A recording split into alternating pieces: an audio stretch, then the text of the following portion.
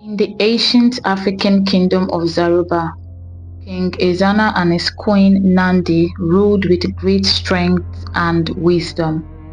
Ezana was famous for his skill in battle and his fair judgments. His reign brought peace and wealth, making other kingdoms envious. However, they dared not challenge him, as his powerful army was the strongest on the continent. Ezana's rule was marked by admiration and fear, securing his legacy as one of the greatest kings ever. The king and queen had two boys before the queen gave birth to a girl named Zola. Zola was stunningly beautiful, with eyes that sparkled like stars. Queen Nandi was the happiest, as she had always dreamed of having a daughter to raise like herself. She couldn't wait for Zola to grow up so they could wear matching clothes and share special moments. The boys were proud of their little sister, adding to the family's joy. But all her dreams shattered when a seer named Anansi told them that Zola must be killed because she was destined to slay the queen and marry the king. The seer called her the Forbidden Princess, saying she was never meant to be born. Queen Nandi was devastated. She didn't know what to do. Killing her daughter was such a hard thing to do, but the seer was never wrong. That night, Queen Nandi and King Ezana sat down to discuss what they were really going to do about it. "Do you really believe Anansi?" Queen Nandi asked her husband. "He is never wrong, but I'm unsure. How will our daughter kill you and marry me? How will I marry my own daughter and not know?" the king said in confusion. "I don't believe him. This is our only princess. I can't watch her being killed, Ezana. I don't believe Anansi." Queen Nandi continued to object. "Well, I believe him, Nandi. I don't know how I'll marry my own daughter, but I believe him. Anansi has been with me for a long time. He can't lie. What would he gain by lying?" King Ezana said in support of Anansi. "So, you want me to kill my own daughter? My only daughter? No, I can't let that happen. Let her grow. It might be wrong," Queen Nandi said, holding on to her belief that Anansi was wrong. "You won't do that. Do you know what Anansi has done for this kingdom? His visions have made us one of the most powerful. If he said we need to kill the girl, then we have to," King Ezana said, and left Queen Nandi there to cry. The next day, Queen Nandi took her daughter to a woman who was looking for a child. No one had seen the princess, so they wouldn't know. She couldn't watch her only daughter being killed. It was better she never saw her again. But to witness her being killed? No, she wouldn't let that happen. The woman was about to go back to her kingdom in the north, a kingdom named Majiwa Kingdom, as all her efforts in finding a child had been futile. The woman's name was Ego. She had been barren and left with no one to take care of. Her husband left her for another woman who could give him a child. She was already 50 years and knew there was no hope in her ever birthing a child. But she wanted a child to take care of. She had tried adopting, but they all denied her access because they believed she had a bad omen. When the queen's most trusted servant brought Zola to her, you could imagine the woman's happiness. She thanked the servant and promised to take good care of the girl. The day Zola was to be slaughtered, King Ezana called his wife to bring their daughter out for killing, but she didn't answer. They stormed into the room and discovered their daughter was not there. He saw his wife sitting on the bed with tears in her eyes. "Where is the girl?" the king asked. "I have killed her. I couldn't bear to watch others kill my only daughter," the queen replied. "Where is the body?" The king asked, not convinced. I have buried her, Queen Nandi continued to lie. I know you are lying, but I just hope we don't regret this, King Ezana said and left her. Ego took Zola to Majiwa Kingdom and raised her there. When Zola turned 15 years old, she developed an interest in fighting and wished to be a warrior. She told her mother Ego about it, but Ego dismissed it, saying that such things were for boys. Zola refused to eat one night. She told Ego that if she didn't take her to warrior school, she wasn't going to eat. Ego, left with no option, agreed. She was used to giving Zola everything she wanted. Only a few girls get into the school because of how difficult it is, but Zola was determined to, and with great zeal and courage, Zola passed the exams and got in. She bade her mother goodbye as she went into the school. Each student there would spend a maximum of 3 years. Anyone that was not able to pass the final exam was returned back home with no choice of coming back again. Despite being the only girl in the squad, Zola triumphed over numerous challenges. The boys taunted her relentlessly, claiming she didn't belong and attempting to push her out at every given opportunity. However, their efforts were futile. The kingdom had recently passed a law supporting women becoming warriors, a result of persistent advocacy for gender equality. Zola's determination and skill proved her worth, and she excelled despite the prejudice. Her success not only silenced her detractors, but also showcased the progress made towards equal opportunities for women in the kingdom. Eventually, Zola passed the exam and officially became a warrior. Zola was then assigned to be a personal guard to Princess Nia of Majiwa Kingdom, who was also her age mate. At 18 years of age, Zola cherished her time with Princess Nia. Their bond had deepened into something incredibly precious for both of them. Constantly in each other's company, they shared many experiences. Princess Nia adored Zola profoundly, never wanting to be apart from her. She always ensured Zola's safety and well-being, providing unwavering protection whenever Zola was by her side. Their relationship was a testament to their deep connection, highlighting the joy and security they found in each other's presence. There was going to be a sword fighting competition, and Zola was pumped about it.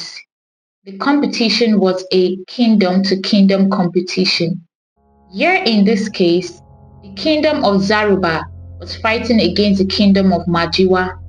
The king and the queen of Zaruba Kingdom came for the competition to watch the fighting unfold. Their kingdom had always emerged the best, so they were confident history would repeat itself yet again. Zola dressed up ready to go. She wore a vibrant kente cloth with beaded necklaces, brass cuffs and a feathered headpiece, excited to prove to people that women were indeed strong. While in the dressing room, a certain young man burst into the room, feeling uneasy. He seemed to be hiding from someone as he struggled to dress up. "What is going on?" Zola asked, startling the young man. "Are you hiding from someone?" Zola asked, curious. The young man turned to look at her. His face had a chiseled face, deep eyes, smooth dark skin, and a regal, commanding presence. He didn't look like a normal warrior. "Please don't tell my parents. I just want to show that I'm strong enough," the young man said, still frightened. "Who are your parents?" Zola asked, confused. Seeing that Zola didn't know who he was, he tried to act oblivious to what he had just said. Don't worry about it. I am a warrior and I am participating in the contest, the young man said. But Zola was sharp and quick to pick up that it was indeed royalty. He had forgotten to hide his royal scarf that was tied on his waist. I can see you are royalty. Why would you want to engage in this? Zola said. The young man, whose name is Prince Darius' eyes widened in surprise as to how Zola had known. Then he noticed Zola pointing to the scarf on his waist, and he understood why. He blamed himself for being too stupid to keep his royal scarf on. Please, just pretend like this never happened, Prince Darius said and left. The competition was fierce. Warriors from both kingdoms fought diligently and relentlessly. This was a national pride for them, and they needed to win. Any warrior that lost was immediately killed. After about 6 rounds of fighting, it was a tie between the two kingdoms. The next round would determine who won the fight. Zola was the last to fight, and the people of Majiwa Kingdom lost hope immediately they saw her. We are done. Who allowed a girl to battle? The people murmured. As Zola stood waiting for her opponent, she locked her eyes with Queen Nandi. There was something about the queen that Zola couldn't quite identify. Queen Nandi, scanning the room, eventually caught Zola's gaze and found herself unable to look away. It was as if she were mesmerized. The young woman before her stirred a familiar feeling, causing her heart to flutter with a strange sense of recognition. Queen Nandi continued to stare, captivated by the uncanny resemblance that evoked a deep, unsettling connection. Finally, Zola's opponent walked in, and she took her gaze away from Queen Nandi. She recognized him to be the young man she had met in the dressing room. She smiled. When Prince Darius saw Zola, he was happy because she was a woman. He would definitely be able to finish this one off immediately. He smiled mischievously. As 2 arrows soared into the sky, Zola and Prince Darius clashed with intense fury on the battlefield. The fight was brutal, with Zola pouring all her strength into each strike. Her sword found its mark, severely wounding one of Prince Darius's legs and sending him crashing into the ground. As he fell, his mask was knocked off, revealing his bare face. King Ezana, recognizing his son in the midst of the chaos, urgently commanded Zola to cease her attack. The fierce combat abruptly halted, the tension evident as Zola hesitated, her weapon still poised. Stop! He is the prince, King Ezana shouted. He didn't know his son got into a duel. Everyone turned to look at King Ezana, including the king and the queen of Majiwa Kingdom. Please, don't kill him. He is my son, the prince of Zaruba Kingdom. King Ezana screamed as he pleaded. Zola looked at King Aloma, who raised his hands, ordering her to step back. Zola did as commanded. She smirked at Prince Darius and left. The prince groaned in pain as he managed to get up. The people of the Majiwa Kingdom shouted in victory. They praised Zola for giving them the win for the first time. After the battle, Zola received numerous gifts from the grateful people, including finely crafted jewelry, beautifully woven fabrics, and precious stones. Her bravery and skill in combat became the talk of the kingdom, spreading far and wide. Songs and poems were composed in her honor, recounting her heroic deeds. Zola, you are such an amazing person and warrior.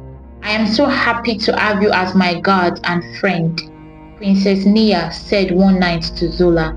Me too, my princess.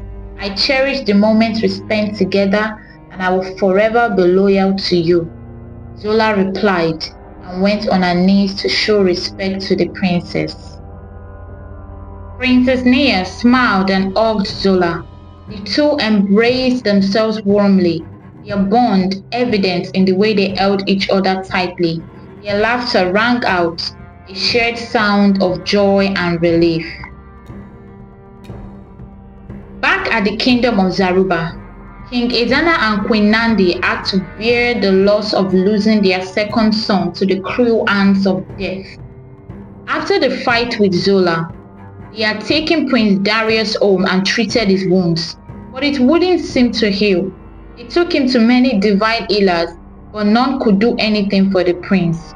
The wounds cut him too deep, leaving all options available useless.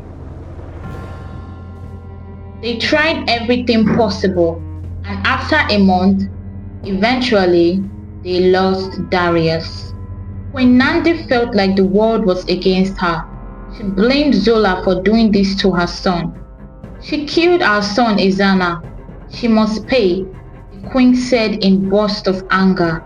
"It was not her fault, dear. Why would our son go to a battlefield when he knows he couldn't handle it? Look at what has happened. We have to bear the pain like that. We can't do anything about it, unless a war might start if we push it," King Ezana explained to his wife. But Queen Nandi was not having it. She lost a child 18 years ago because of some prophecy. Now, she has lost her second son and child. At this point, she only had one child left after going through labor pains 3 times. Was she cursed? What has she done to the gods to deserve this? Queen Nandi was not going to let it go. If her husband didn't care, she cared. She is a woman who knows what it is to birth a child. The king wouldn't understand. She sent word to King Aloma, telling him of her son's death and how Zola was the one who caused it. The warrior girl must have poisoned her sword, because how else would he die from a small cut like that? I want you to take due diligence in killing her as well, or face the wrath of my kingdom. Don't think I will let my son's death be done like that. I will avenge him. It is either you kill the girl or get prepared for war," Queen Nandi said in her letter. King Aloma was scared of this. He knew his kingdom was nowhere enough to face the military prowess of the kingdom of Zaruba. "What am I going to do? Our princess has grown so fond of this girl. She would not be happy if we kill her. Besides, she has been celebrated throughout the kingdom for being a good girl. If we kill her, they might riot," King Aloma told his wife one night. "There won't be riots. Kill the girl as the queen has instructed. Remember what happened during the war you witnessed. Would you want to let that happen again? You know we can defeat them." After much thinking, King Aloma agreed to banish Zola instead, while telling her to lay low in the village she would go to. "The queen of Zaruba kingdom lost her son to the stab you gave him. He died," the king said to Zola's surprise. She had not planned for that to happen, but still, it wasn't her fault. "I know, Zola, but you have to leave. I want to kill you, but that wouldn't be fair. I need you to pack your bags and leave before Princess Nia wakes up. I will explain to her better," King Aloma explained to Zola. "I really don't want to leave Princess Nia alone. She needs me," Zola pleaded. "Nothing can be done. Leave. It's you against a good number of people in my village. Just leave," the king persisted. Zola bowed her head in pain and disappointment and left the palace. She went home to see her mother and told her of the sad story. Ego cried until she could no more. She offered to go with Zola, but Zola refused, saying she wanted to go through this journey by herself. "We don't know what we might meet on the way. I don't want to have to worry about you as well. I am a strong girl. I can protect myself," Zola explained as she packed her bags to leave the Majiwa kingdom. Zola traveled to another kingdom named Mari. It was a small kingdom in the west. The people in the village were nice and they lived quietly. Zola was welcomed into the village, and she was even more loved when they found out of her fighting skills. Yet again, she was appointed to guard the last son of the king of Mari. His name was Adebisi. Adebisi was very different from Nia. At 15 years, he was rude and mean.